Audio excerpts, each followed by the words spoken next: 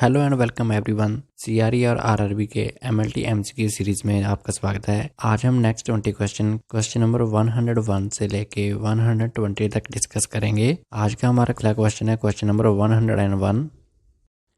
Which hemoglobin variant is resistant to denaturation by alkali and is used in the Kelleher-Badke test? Kleihauer Betke test को हम acid elution के नाम से भी जानते हैं, जिसको HbF डिटेक्ट करने के लिए यूज़ किया जाता है। इस टेस्ट के प्रिंसिपल की बात करें तो जो HbF होती है वो एल्कलाई और एसिड से डीनेचर नहीं होती, पर HbA अडल्ट हीमोग्लोबिन डीनेचर हो जाती है। Air dried meat stain with Ehrlich's acid haematoxylin for 3 minutes, फिर काउंटर स्टेन करेंगे with erythrosine for 3 minute. HbF cells erythrosine stain से डेंसली स्टेन होंगे और HbA cells as a ghost cell दिखाई देंगे। Question number 102। Which type of microscopy is used for the diagnosis of Treponema pallidum? Treponema pallidum एक very thin spiral shaped bacteria है जो syphilis disease cause करता है। ये बैक्टीरिया को हम इसके साइज की वजह से स्टैंडर्ड ब्राइट फील्ड माइक्रोस्कोप में डिटेक्ट नहीं कर सकते। इस बैक्टीरिया को डिटेक्ट करने के लिए special microscope dark field microscope का यूज़ किया जाता है। इसमें लाइट स्पेसिमन की साइड से होकर गुजरती है और बैकग्राउंड ब्लैक दिखाई देता है, इसीलिए इसे डार्क फील्ड माइक्रोस्कोप बोलते हैं। Question number 103। In the hexokinase method for measuring glucose, which enzyme catalyzes the conversion of glucose 6-phosphate to 6-phosphogluconate? Godford method की तरह हेक्सोकाइनेस भी एक एंजाइमेटिक मेथड है जो ग्लूकोज को एस्टिमेट करने के लिए यूज किया जाता है। इस मेथड में हेक्सोकाइनेस ग्लूकोज की फॉस्फोराइलेशन कर देता है, जिससे ग्लूकोज 6 फॉस्फेट में कन्वर्ट हो जाता है और इस रिएक्शन में ATP as a phosphate donor का काम करती है।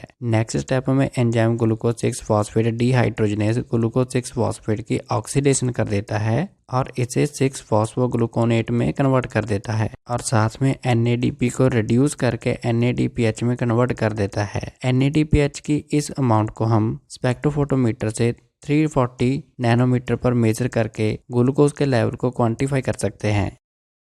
Question number 104। Which of the following sales express MHC class 2 molecules on its surface? MHC class 2 molecule primarily antigen presenting sales की सरफेस पर पाया जाता है। ये सेल्स एंटीजन को कैप्चर करके टी हेल्पर सेल को सौंप देते हैं। प्रोफेशनल एंटीजन प्रेजेंटिंग सेल्स होते हैं डेंड्राइटिक सेल, मैक्रोफेजेस और बी सेल्स। और अगर बात करें नॉन प्रोफेशनल सेल्स की तो इसमें fibroblast cells, thymic epithelial cell, pancreatic beta cell etcetera आते हैं। सो हमारा इस क्वेश्चन का राइट आंसर है option B, macrophages. Question number 105। Which fixative is used to preserve lipid in histological samples?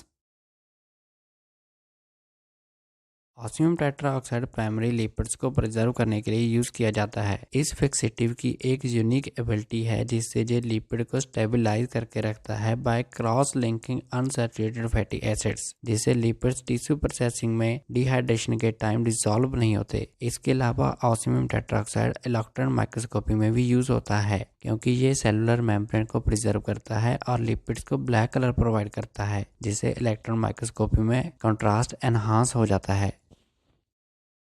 Question number 106. In an indirect antiglobulin test, what is being tested? Indirect antiglobulin test को हम indirect कूम test के नाम से भी जानते हैं।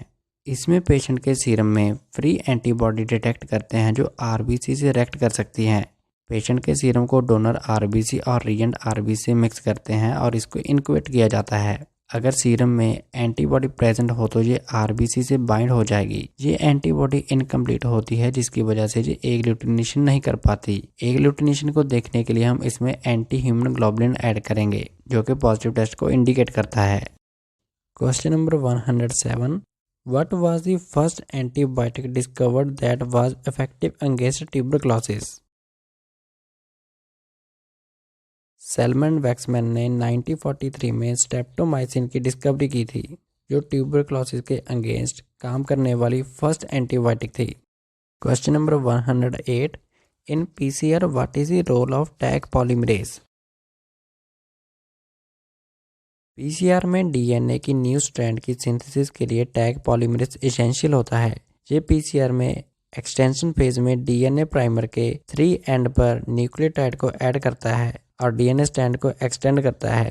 Tag polymerase heat stable होता है और इसीलिए पीसीआर के डीनेचुरेशन स्टेप में ये स्टेबल रहता है।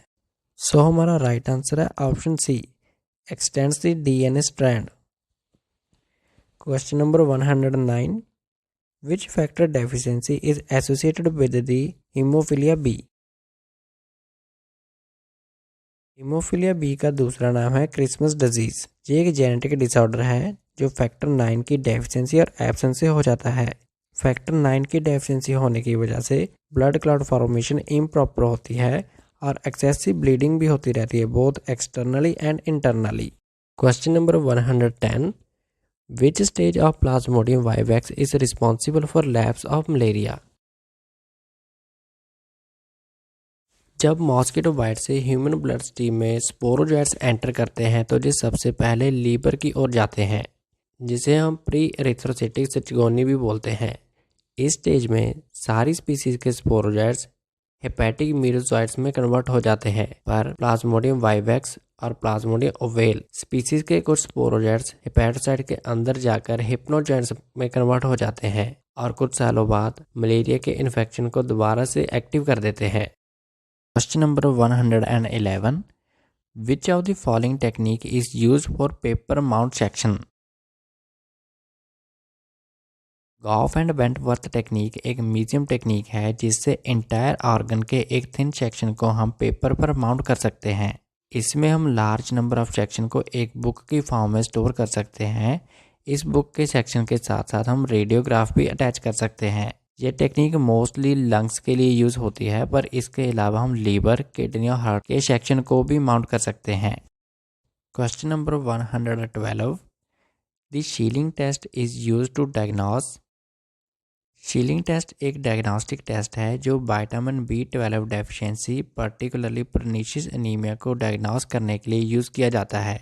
इस कंडीशन में बॉडी इंस्टिंक्टिंग फैक्टर की कमी होने के कारण विटामिन B12 को एब्जॉर्ब नहीं कर पाती। शीलिंग टेस्ट में हम पेशेंट को रेडियो एक्टिव विटामिन B12 देते हैं और यूरिन में इसकी आउटपुट को मेजर करते हैं। नॉर्मली विटामिन B12 एब्जॉर्ब हो जाता है, पर माल अब्जॉर्प्शन प्रॉब्लम्स में नहीं।